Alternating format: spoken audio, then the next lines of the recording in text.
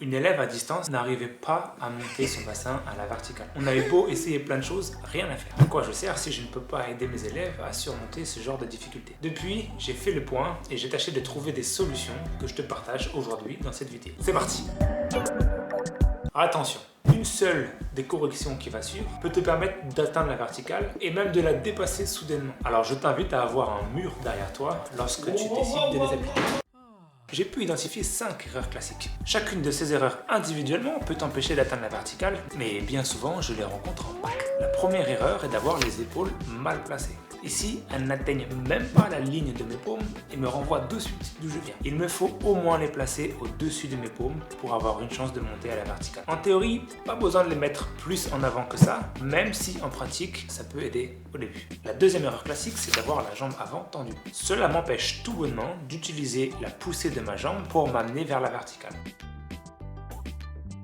Pour utiliser pleinement le potentiel de cette jambe, je dois la fléchir franchement, puis pousser dans le sol avec jusqu'à la tendre entièrement. Si t'es pas assez souple pour venir tendre ta jambe, pas grave. Ce qui compte, c'est l'intention. Tu veux vraiment pousser jusqu'au bout. La troisième erreur concerne la jambe arrière. Je suis censé kicker avec ma jambe arrière, d'où le nom de cette montée d'ailleurs. Le kick-up. Pour bien faire, je dois l'envoyer activement vers la verticale, vers le haut. Et si je la garde tendue, je serai plus efficace. C'est ce mouvement qui me donne l'élan initial à ma montée. Il est super important, même s'il n'a pas besoin d'être très puissant. À terme, un très léger kick peut être largement suffisant pour monter très efficacement à la verticale. L'erreur numéro 4, c'est un peu l'inverse. C'est de monter uniquement les jambes. Sur ma tentative ici, il n'y a que mes jambes qui montent, alors que mon bassin, lui, reste assez loin de la verticale. J'arrive donc dans une position de banane renforcée. Mes jambes ne sont pas censées monter toutes seules. Elles sont là pour justement aider mon bassin et mes petites fesses à monter à la verticale. Bien comprendre déjà, ça peut aider. Ensuite, visualise bien que tu vas monter ton bassin vers le haut et vers l'avant.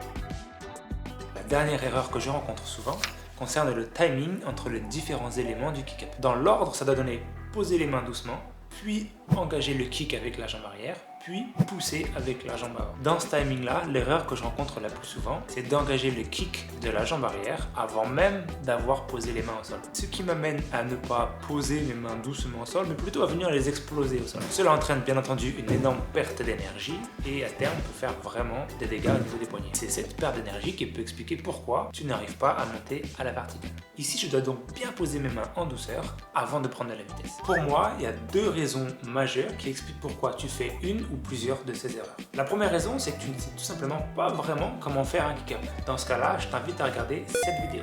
La deuxième raison, c'est que tu as une appréhension d'aller à la verticale. Et dans ce cas-là, je t'invite à regarder cette vidéo. Peu importe ton choix, je te dis à tout de suite, j'espère. Ciao!